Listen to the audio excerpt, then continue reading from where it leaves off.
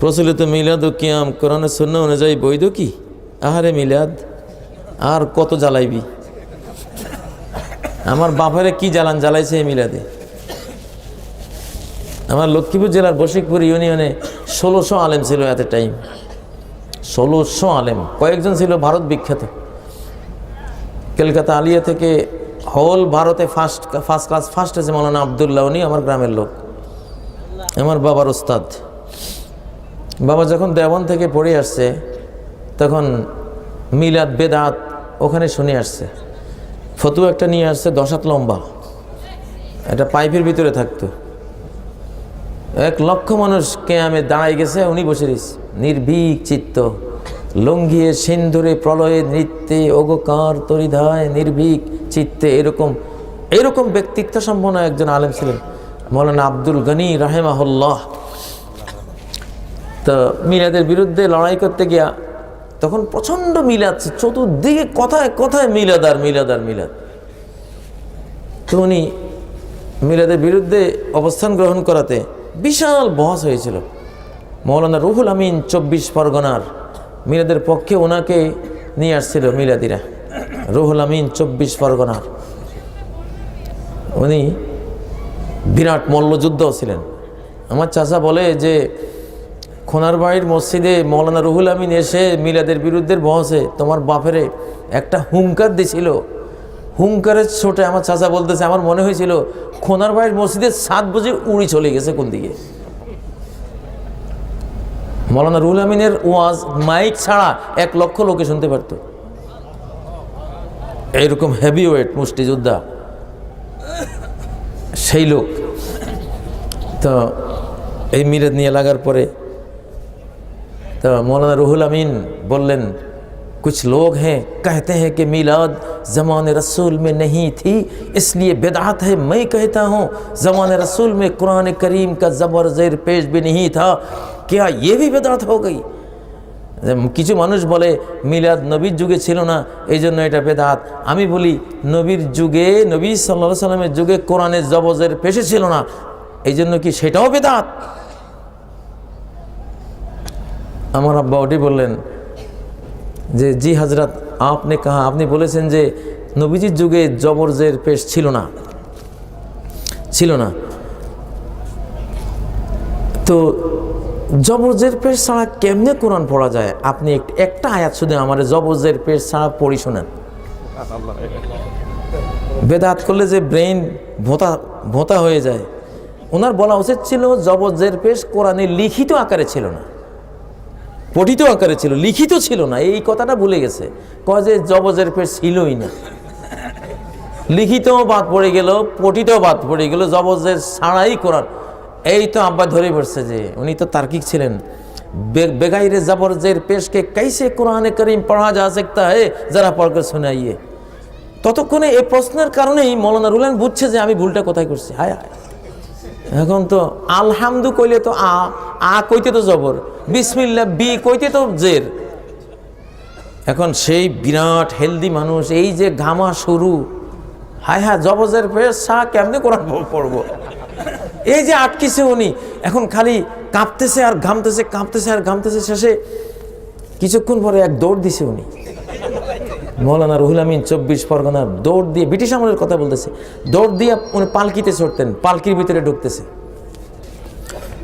তখনই আমার আব্বা গিয়ে ওনার পিছনের জামা চাবি ধরছে।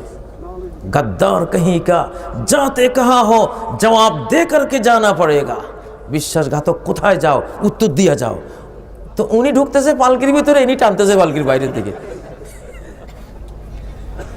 এগুলি হোক আমরা চাই না, এগুলি একযোগে তিলকা উম্মাতুন কাদ খালাত চলে গেছে। যাই হোক, আমরা চাই না আমাদের সমাজে এমন কোনো ফিতনা ফাসাদ হোক। কিন্তু এই মিলাদ নিয়ে অতীতে এরকম ভয়াবহ অবস্থা ছিল।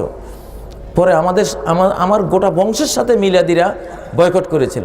আমরা রাস্তায় গেলে কেউ সালাম দেবে না আমাদেরকে, আমরা সালাম দিলে কেউ উত্তর দেবে না। আমরা বাজারে কিছু বিক্রি করতে গেলে কেউ কিনবে না, আমরা কিনতে গেলে আমাদের কাছে কেউ কিছু বিক্রি করবে না। আমাদের কোনো মেয়েকে কেউ ছেলে দেবে না, আমাদের ছেলে বিয়ে করাতে গেলে কেউ মেয়ে দেবে না। বয়কটের দফা ছিল এরকম মারাত্মক, কিন্তু নেক নিয়তে করছে ওরা। তা তারা যে আমাদেরকে দেখতে পারতো না, আমরা মিলাদ পড়ি না, দেখতে পারে না, এটা কিন্তু নেক নিয়তে। ওরা মনে করতো আরে আল্লাহ নবীর মোহাব্বত যার অন্তরে নাই সে তার মতো কবল পড়ার আসেনি। ওরা মিলাদকে মনে করতো নবী প্রেমের সর্বোচ্চ দলিল। তারাও কিন্তু আমাদের বিরোধিতা করছে নেক নিয়তে, বদ নিয়তে করে নাই। মুসলমানরা যে কাজই করে একটা নেক নিয়ত থাকে, হয়তো জ্ঞান নাই এই জন্য সে ভুল বুঝছে, কিন্তু তার নিয়তটা ভালো। নিয়তটা কি ভালো। আমিন জোরে বলা, এটা আবার কোন মুসলমান? এটা কি ইহুদি না খ্রিস্টান না জানি, আমাদের ইসলাম ধ্বংস করার জন্য মুসলমান ছবি নিয়ে ঢুকছে রে, এইটার ধর নেক নিয়ত। কারণ পাবলিক শত শত বছর থেকে যেটা জানে নাই, হঠাৎ করে এগুলি আসতেছে।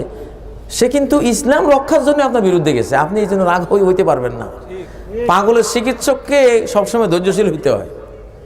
পাগলের চিকিৎসক ডাক্তার যদি পাগলের লগে ঘুষাঘুষি নিজে শুরু করে দেয়, তো আপনারা ডাক্তার হইতে কইছে, ঠিক না? আমি এই জন্য রাগ হই না।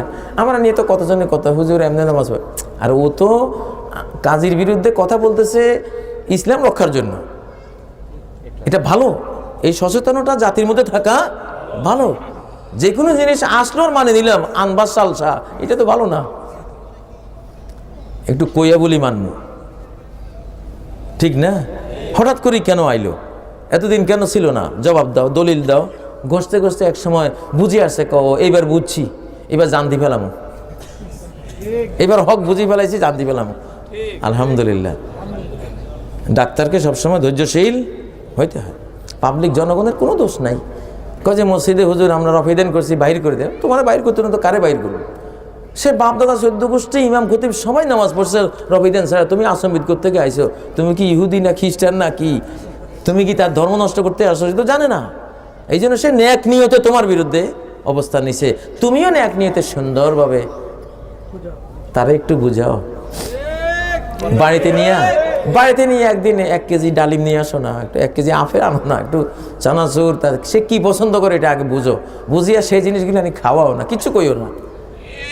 4-5 দিন খাওয়াবার পরে সে কই বন্ধুরে আছে, তুই যে এই কাজটা করস, আচ্ছা বলতো কেন করস? তখন মন তৈরি হয়ে গেছে। এবার তুমি বলো, দেখো আমি সুন্নতের পাগল। কিসের পাগল? সুন্নত। যেখানে নবীর সুন্নত এটা শুনলে হইছে, সহি তরিকা আসছে, হ্যাঁ বাস, আমার আর কিচ্ছু দেখার নাই। নবী সুন্নতের মোহাব্বত দিয়া আমি নবীর সাথে একটু জান্নাতে জায়গা পাইতে চাই। হ্যাঁ, আপনি যদি বুঝাইতে পারেন সুন্দরভাবে, আর বুঝানো তো উচিত। আমার মনে হয় না বাংলাদেশে এগুলো নিয়ে কোনো গন্ডগোল কোথাও হবে না ইনশাআল্লাহ। অবশ্যই জনগণ নির্দোষ। জনগণ আলেমদের কাছ থেকে যে বুঝ পেয়েছে ওটাকে দিন মনে করে নতুন কোনো জিনিস আসলে তারা রুখে দাঁড়াচ্ছে দিন রক্ষার জন্য। তাদের নিয়ত খুবই ভালো, আর এরকম জনগোষ্ঠী হওয়াই ভালো।